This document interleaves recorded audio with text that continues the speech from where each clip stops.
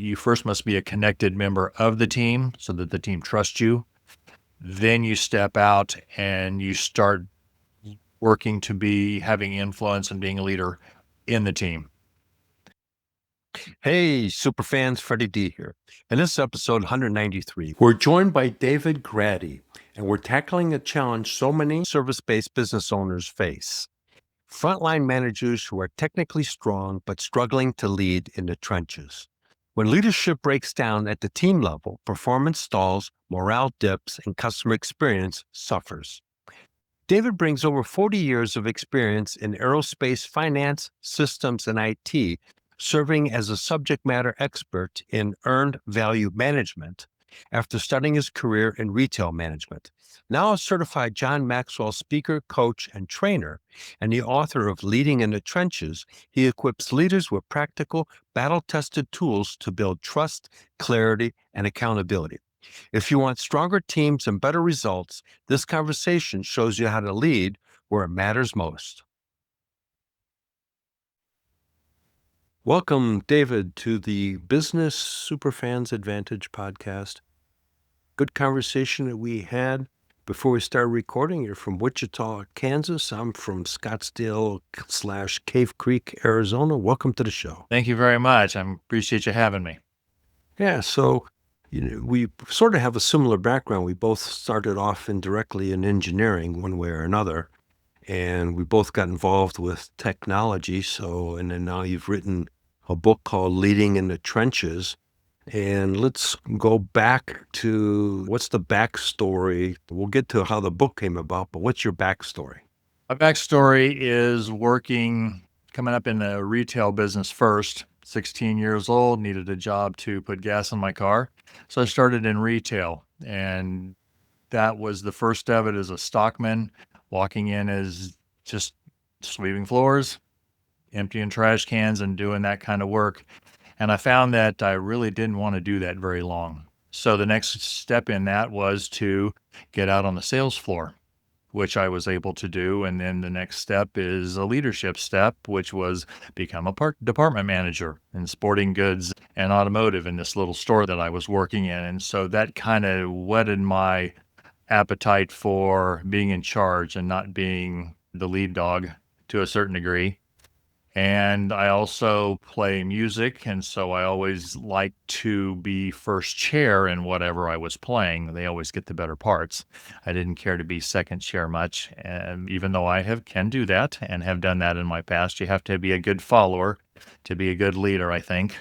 And so it went from there, and I grew in the retail space to be a manager at a store level, a co-manager at a 70,000 square foot retail store, and learned a lot about people and about bosses and just everything about retail. Then I got the opportunity to jump to the aerospace industry, working for Boeing for a long period of time. But at first, you walk in the door and you're the newbie again, and you just ride from there. You learn to do the job you're supposed to do, that you're paid to do, and then you grow from there to do other things, lead teams and be a manager and just work your way through. And that's what I did for 32 years. Implementation teams, software team implementations, and that type of thing. Site focals, 400 or 500 people use a set of tools, so software tools. So it just all grew. And then after 32 years, I retired from Boeing and came back to Wichita and joined Spirit Aerosystems, doing pretty much the same thing. And so I've been back growing from the bottom up, but with a little bit quicker pace and a little bit more knowledge than I did when I started for Boeing. So my backstory is growth and learning. And the book came out of what I learned and how I learned to do things, and to the people that I have instructed and taught and mentored and coached over the years, doing the same things that I did to better themselves, improve in their position, grow their leadership. And so that got me where we're sitting here today. Wow, what an interesting story. And there's some similarities because I started out as a draftsman back in the late 70s, me and this guy that we used to work pretty close together, and we became friends. Our drafting boards were basically in front of one another. And we ended up going to Europe for a couple of weeks on vacation, toured parts of Europe. And he ended up going to Boeing, getting out of the automotive industry and going into the Boeing, and was trying to pull me to go with him. And I was too chicken to do so. So who knows what that road would have been. But that in turn got me into the computer systems, computer-aided design, computer-aided manufacturing space. And so I started as an application guy. That was actually, I didn't have any presentation skills. So they had me installing the software because I was an engineer completely and doing some training. And my training was horrible until I turned that around. But the other similarity is that I used to go to a clothing store because I was in my 20s, and I always buy these cool clothes. And one day I said, "Hey, you guys need any help?" And he says, "Yeah, we're looking for some holiday help." And I ended up working in a men's clothing store. Never sold anything in my life. And started to learn some sales. And then eventually in 85, I ended up getting 6 months of some super high-end training and transitioned in 86 into sales. So similar story. I pumped at 15. You've been there too. Yep, I've been there too. So let's talk a little bit about some of the things that you've discovered, David, with, leadership and what makes good leaderships and what makes a bad leader, because there's definitely a lot of bad leaders out there. Wow. That's an interesting question because sometimes I think you learn more from the leaders you consider bad leaders than the ones you consider good leaders.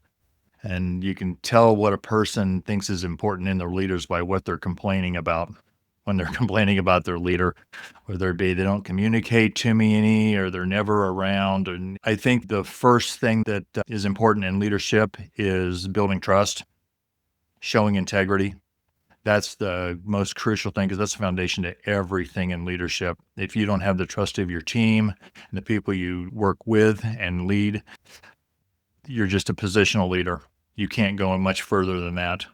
And so that's number one. I think for me, a leader that grows his team, his or her team, not just what I call to the job, learning what they have, what they're getting paid to do, but growing them through the job, giving them opportunities to stretch themselves, go on to special teams, help problem solving in certain areas, or even growing to doing mentoring and coaching and ultimately leading them into management and to leadership.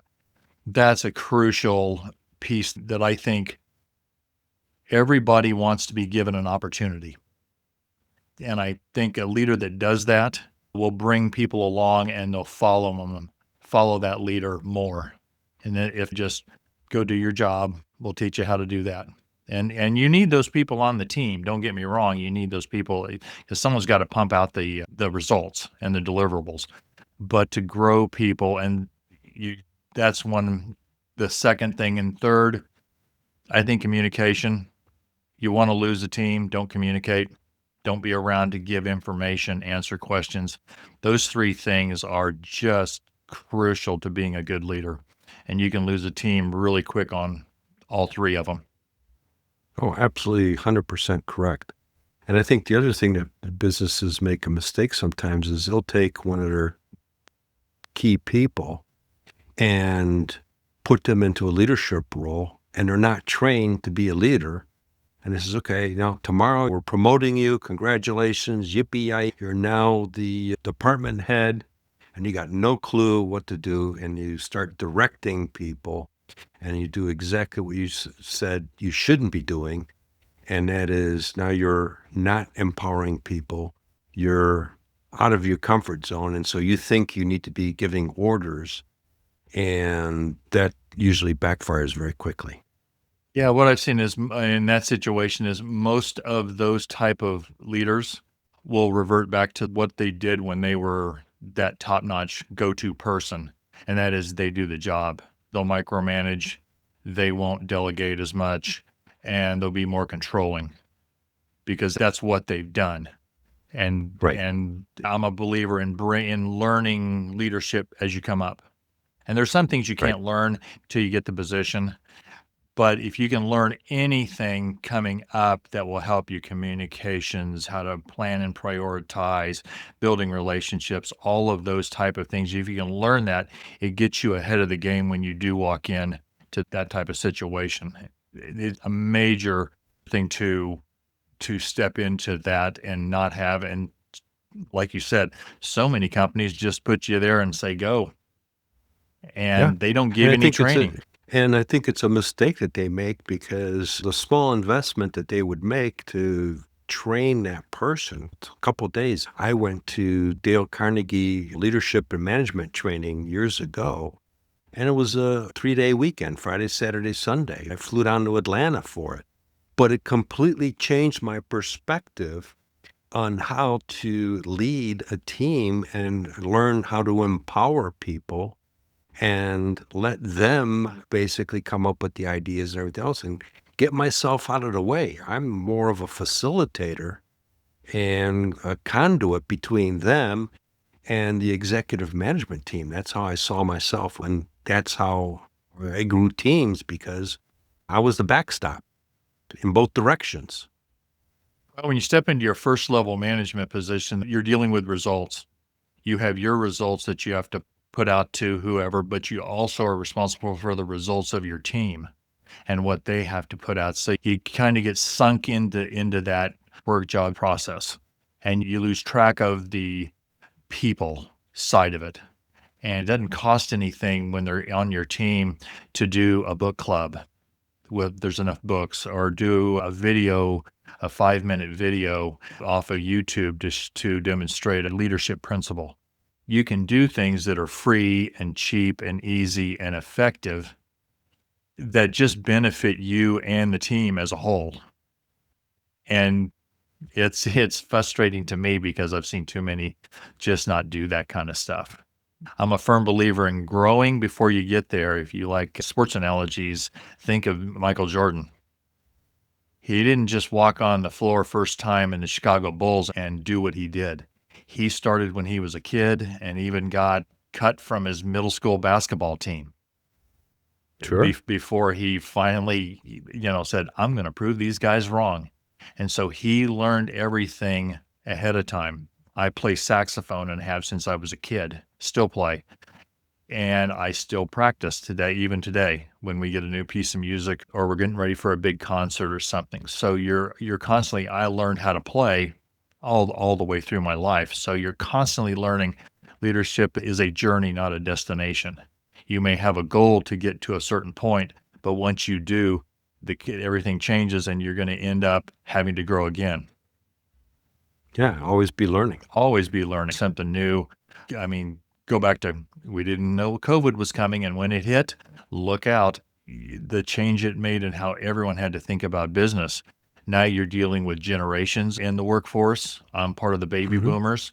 So as we're going out in the next 5 to 7 years and leaving the workforce and everybody's coming up, the whole dynamic's going to change as much as it's changed the last 2 to 3 years when the Gen Z people are really stepping into the workload, into the workspace. So you've got that, you've got AI and how it's impacting everything. We don't know where that's going to go and it's changing so fast. It's hard to keep your hands around it. I'm trying to get a handle on learning it too.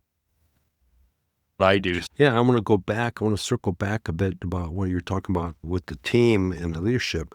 One of the things that I remember that one of our regional managers would do is every Friday we would go to right across the street was a bar restaurant, and he would invite the team, and we would go and we would set up a bunch of tables and have happy hour, beverages and food. Back then they used to serve, good food.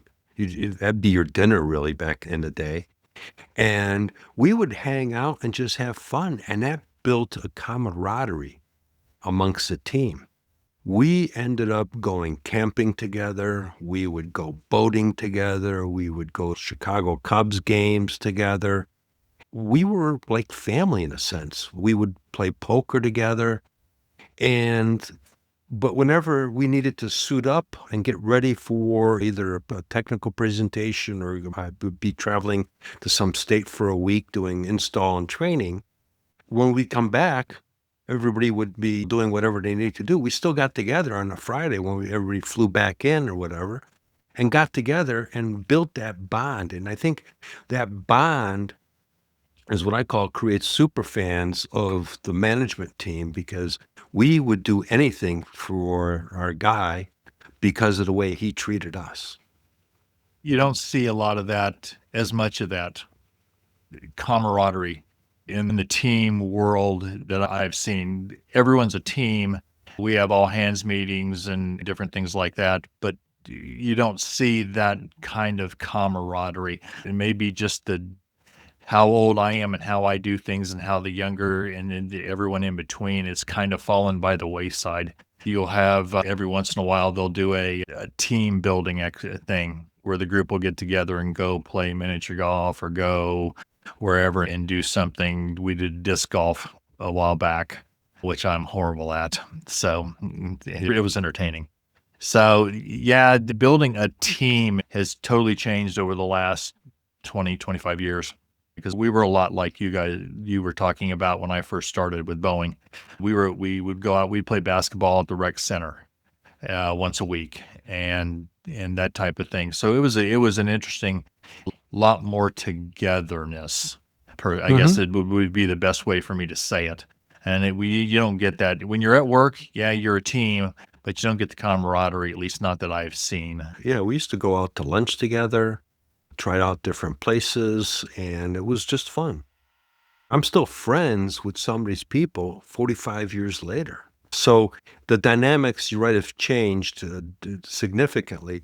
My wife, which works in the other room, she works remotely. She's been going on 8 years for a company remotely, but they do things virtually as team events. So they'll get together, and it's just a fun time together. Sometimes it'll be a meeting and it'll be reviewing stuff. But once a year, they fly everybody in from the country down to their office in Coral Gables, Florida. And they get everybody together, and it's usually a Thursday, Friday, Saturday, Sunday kind of a event to build that camaraderie because they know that people are remote, but it's important to bring those people together. And that's why that company's in 11 years, it's north of $100 million in sales, and they're selling hearing aids over the phone. That's interesting. I'll give you an example of kind of what you're talking about. Over my years at Boeing, you work with hundreds of people you support, people that you team with. And when I retired, going through that, people leave, people go, people come. And I moved and did my last 4 years in Oklahoma City from when I moved from Wichita and lost connection with a bunch of these people. But we had a pretty close team. When I came back to Wichita and went to work for Spirit, which used to be a Boeing entity, when I came back, a bunch of those people were at Spirit. And when I walked back in the door, it was like we reconnected. And it was so cool because of the camaraderie and the friendships and the connection we had before. I didn't have to walk in and actually really prove myself because they already knew me. And walking in, what I knew, how I worked, and the people that didn't know me, they vouched for me. So it made my life coming back in there a lot more smoother. So connections and camaraderie and team can have a ripple effect way down the line. And you're talking, in some of those cases, 20 to 30 years down the line, I'm back with these people. And into some cases, it was like we never really split. Right. Yeah. I mean, I can talk to some of the guys that I've worked with, and it's like, it's kind of refreshing to hear other people have experienced those kind of things because I think the generation today needs to kind of look back a little bit about some of the things that you and I have experienced and incorporate that into it because I think that will lead to better productivity, better engagement in the company, and definitely help the companies scale quicker because everybody wants to be part of the conversation. Yeah, and I think Boeing has just acquired Spirit back. as of this week. And so plugging that culture back in, the Boeing culture back in to the Spirit culture should be interesting to see how it all gels together and we come back together as a company, back into that fold. I think it'll be pretty smooth. We're not too far off. When I left Boeing, when I came to Spirit, there was a lot of similarities still, Sure. changes. So it'll be an interesting next year to 2 years to see everything really gels up.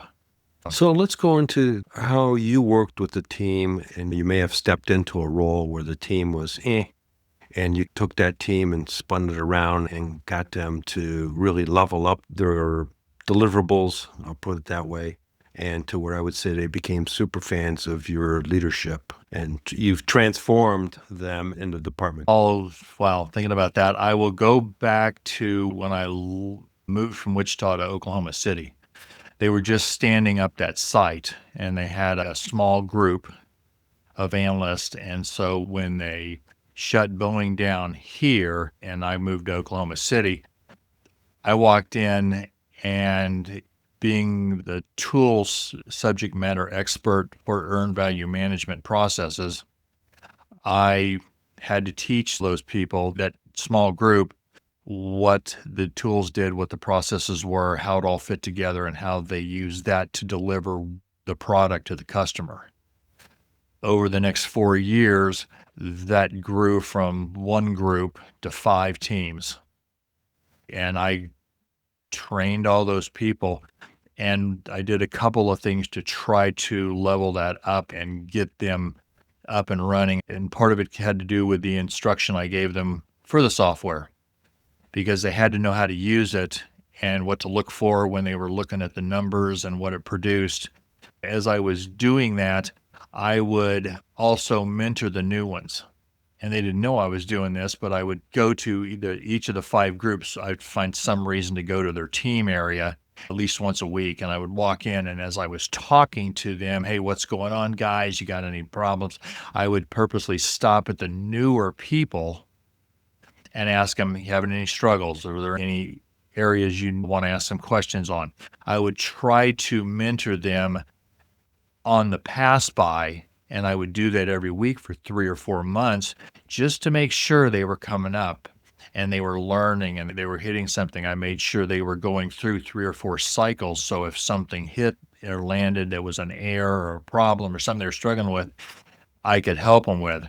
And that took the whole team, and everyone got better at using the tools, better understanding what the numbers were, how they explained the variances and the problems or the successes that they had.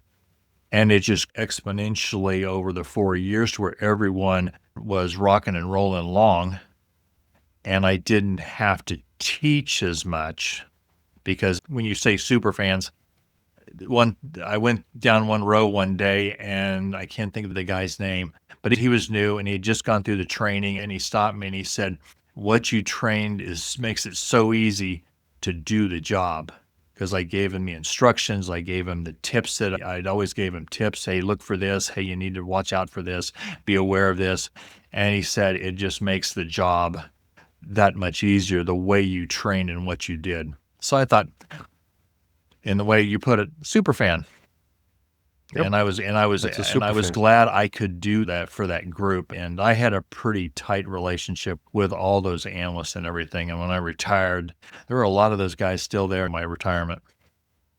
Well, you transformed their lives. You taught them a skill that they didn't have by learning the new technology and everything else. So you've really transformed them to be able to do the job that they were looking to do, which they didn't know how to do in the beginning because you had to learn all this new technology. So you transformed them in a very positive way so that they could grow into their careers. I tried to teach them what the tool did and then teach them the thinking around it. Because you can see the number, but you need to know what the number says, where it comes from, and then how to explain what that number means to whoever you're explaining it to, which is usually a manager, your manager, the next one up the chain. And you need to be able to answer those questions that those managers are going to know. So being prepared, and I learned that from my very first boss when I started at Boeing. We would put our 10 charts together that were the monthly charts, and he would spend the first 15 minutes just checking numbers and making sure everything was right. And then he would start asking questions, and you needed to know your stuff. And so that's why I taught them. It's as much thinking about what you are putting out. You have to know what it is and be able to explain it, not just how to mechanically do it. And that's important.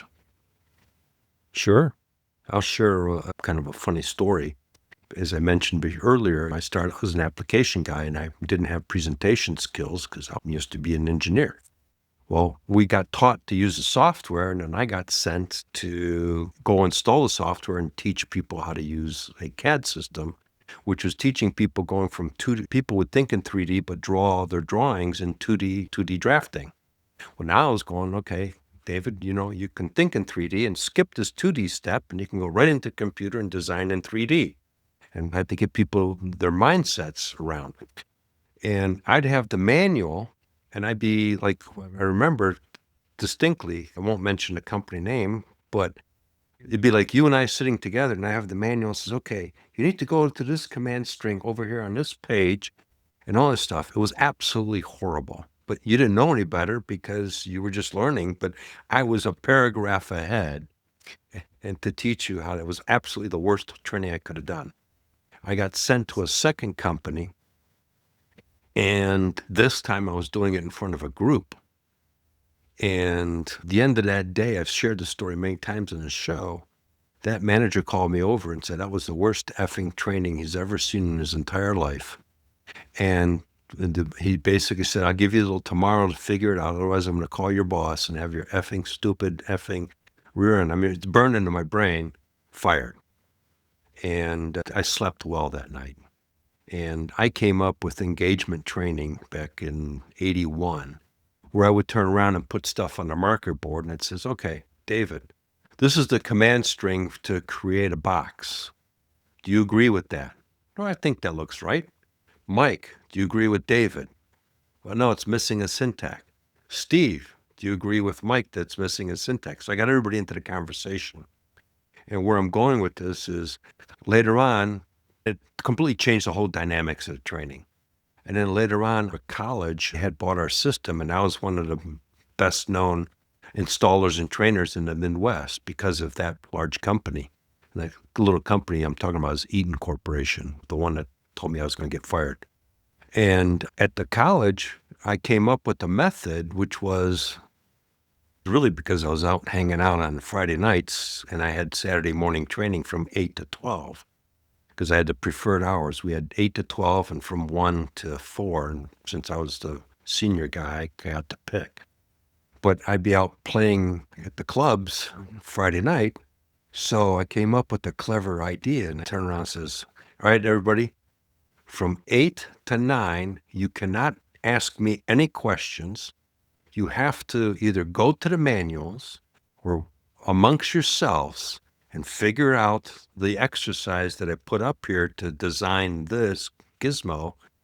And because you don't want to be going to your manager not knowing how to research and do the stuff. Meantime, I was back there drinking coffee, gluing myself back together so I could teach the rest of the class. But I had the most signups for the advanced class because actually people learn something. Yeah, when you teach past the book, that's where they learn. Because they learn how to think about what you're teaching them, not just how to do what you're teaching them. And that's where I think you grab people and you make super fans out of them because you help them understand something more than just click, click, click, enter. Right. And that's why I got the most signups for the advanced class. And back then, the 4-hour class was, I think it was 90 days, 4 times a month on a Saturday. It was $500 back in those days. So it was not little money. A lot back then. Yeah, and I was getting paid $25 an hour, which was a lot of money for teaching. But I had, people were learning because of the fact that they knew this was an up and coming industry. And so this was a skill set that they could market themselves to get jobs into that industry. Everything was transitioning to CAD, which I'm sure you're familiar with. So Yeah. I rode that wave. Wow. That's good. Yeah, I remember CAD/CAM in the engineering world at Boeing for years. Yep. So I'm somewhat familiar with it. I didn't do the engineering myself, but I've worked with engineers. Yeah. So Yeah. So let's talk a little bit more about the book. What made you write the book? And let's talk a little bit about what's in the book. I told you earlier, the book is based on my experience coming up in organizations and wanting to learn training, wanted to learn being trained to be a leader and learn to before I get there. I've always thought my philosophy has always been learn something before you need it. And learning leadership was something I was always interested in. And I never saw or didn't see as much as I would have thought should have been done training of people, giving opportunities to people to learn leadership and to be in situations where they can demonstrate it. So one day I was talking to a young man not long ago, and he was asking me questions about leadership because he wanted to be a leader. And he would come to me and, hey, I'm in this situation. What do I do? What do you think? At that point, I sat down and said, if I'm sitting across the table from somebody, a young person, and they're wanting to be a leader and they don't really know where to go or what to do, what would I teach them? What would I show them? How would I coach them? And that's was what basically drove the book. And I sat down and thought, what do they need to know? What do they need to learn? What's a growth plan look like? And that's what precipitated the book coming out. So I sat down and started writing just my own experience. This is what I do. This is what I've done. How did I learn how to communicate? How did I learn within the situation of being in a team? Because my philosophy was you first must be a connected member of the team so that the team trusts you. Then you step out and you start working to be having influence and being a leader in the team. And once you do that, that's building relationships, probably your problem solver, you help make decisions, you're continually showing good integrity instead of bad integrity. All the things that I do every time I get a new manager and I walk through myself learning what's this guy? Are they sharp? Are they dull? Are they hot-headed? Are they calm? Do they ask questions? Do they just give directions? And you want to learn about your boss every time. And I've had 37 direct reports over my 46 years working. And I don't know if that's a lot or not, but it's a lot for me. And so every time you get a new boss, it's a new day and you get to learn about them and you get to hopefully impress them. And so you just learn. So I sat down and wrote the book and got it published. And I've done some speaking on it, and it's led to my next opportunity to write. I wrote that one and self-published it. And now I'm getting ready to work with John Maxwell's publishing company to help me publish my next book.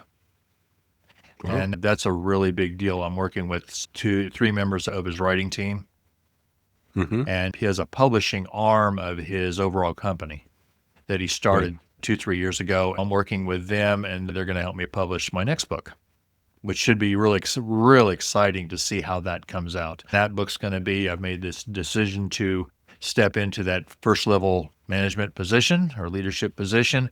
What does that look like? Because some companies have leadership training, some don't. Some get their people leadership training and some don't. And I'm always, what do I need to learn? And you find out when you step into that, what are my responsibilities? Who do I report to? Who's my team? What are their responsibilities? And you work your way down through those questions, and then you start learning.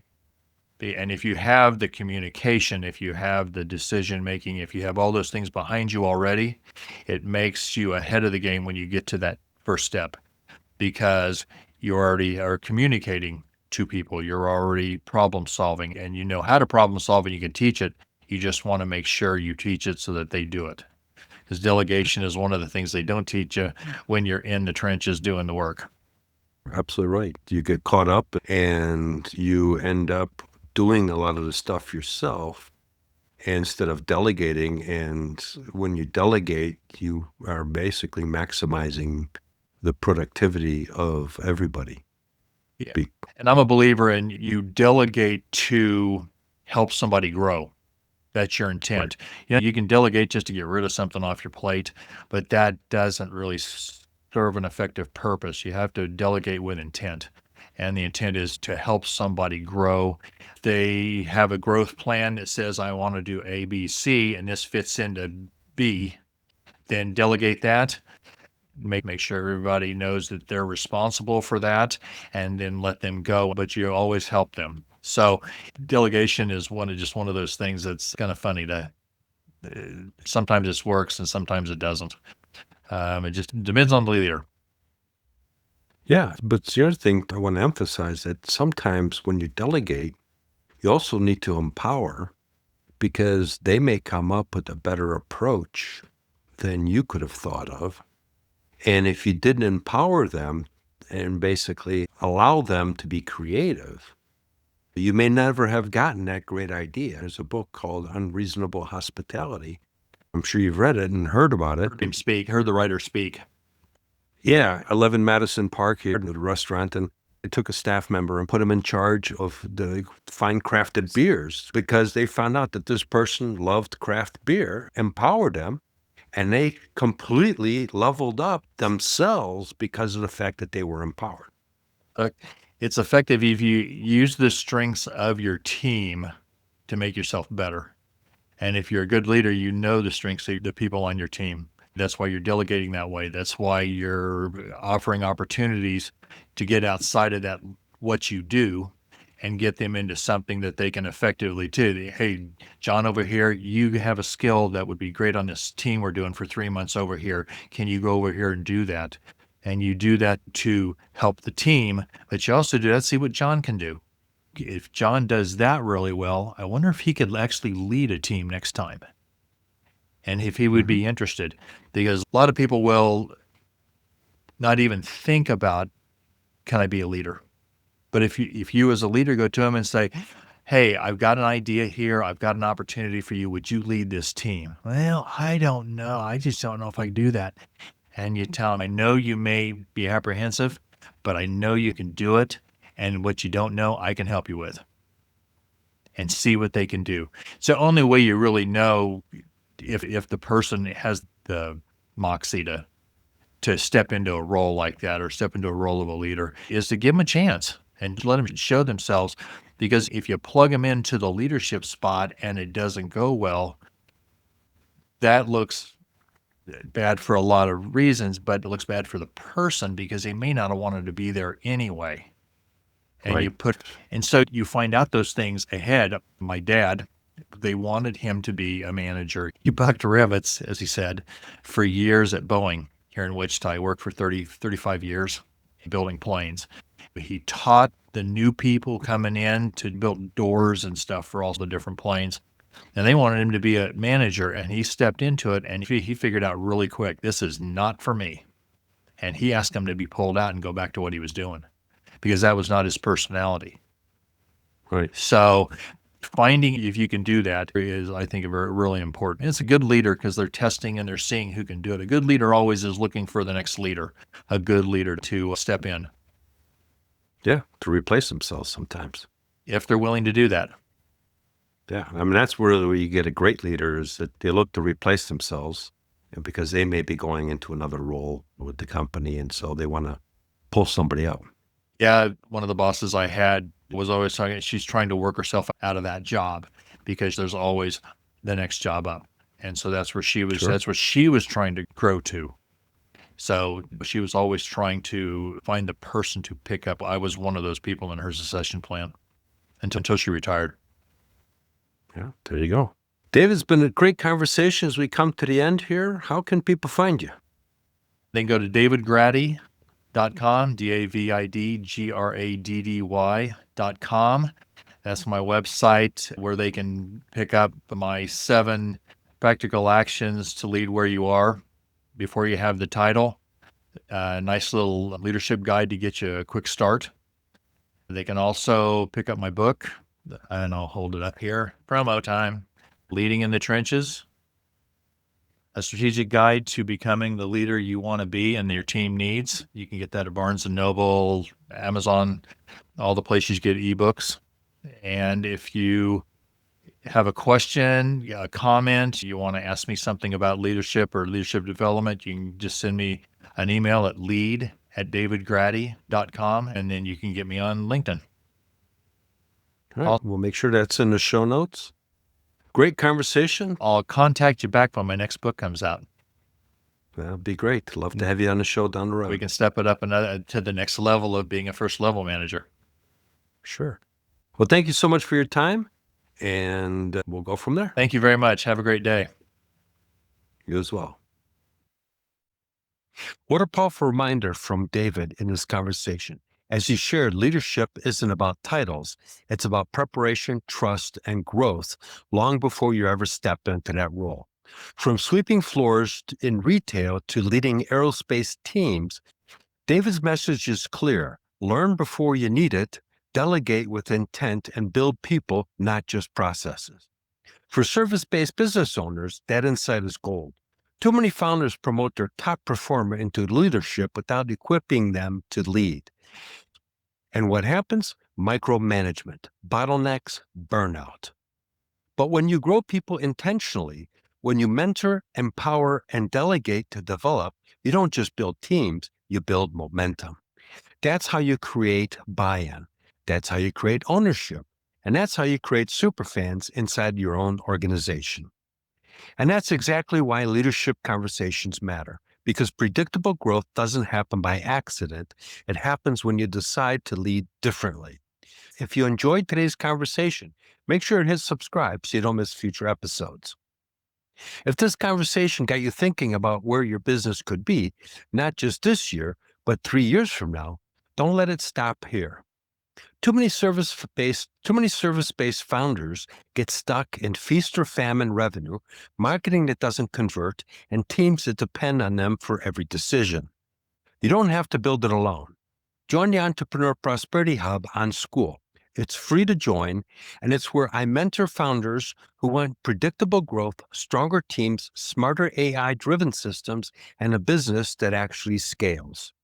You'll get the service provider prosperity playbook, weekly growth strategies, and direct access to other growth-focused entrepreneurs inside live virtual sessions designed for real collaboration, not small talk.